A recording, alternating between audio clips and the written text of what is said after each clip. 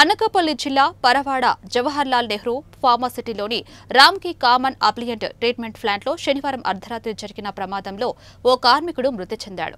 పరవాడ మండలం తానం గ్రామానికి చెందిన చీపురుపల్లి అప్పలనాయుడు రామ్కీ ట్రీట్మెంట్ ప్లాంట్లో కార్మికుడిగా పనిచేస్తున్నాడు. రోజు విధులు నిర్వహిస్తున్నట్లే నిన్న శనివారం రాత్రి సి షిఫ్ట్ విధులకు హాజరయ్యాడు. ప్లాంట్లోని రసాయనాల నమూనాలను తీస్తూ ఉండగా వెలువడిన విషవాయువులు పీల్చి అపస్మారక స్థితికి చేరుకుని మృతి చెందాడు. మృతదేహాన్ని పోస్టుమార్టం నిమిత్తం విశాఖ కేజీహెచ్కు తరలించారు. పరవాడ పోలీసులు సంఘటన స్థలాన్ని పరిశీలించి ప్రమాదానికి గల కారణాలు విచారించి కేసు నమోదు చేసి దర్యాప్తు చేస్తున్నారు.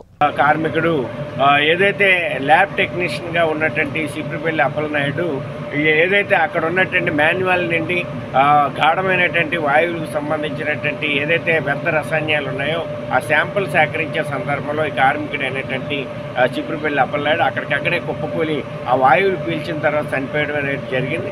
ఆ చనిపోయినటువంటి కార్మికుడిని విశాఖపట్నంలో కేజీహెచ్కి తరలించారు. మేము ఈ సందర్భంగా డిమాండ్ చేస్తా ఉన్నాం, సక్రమైనటువంటి మాస్కులు ఉంటుంటే ఈ రకమైనటువంటి ప్రమాదం జరుగుండేది కాదు. మరోవైపు కార్మిక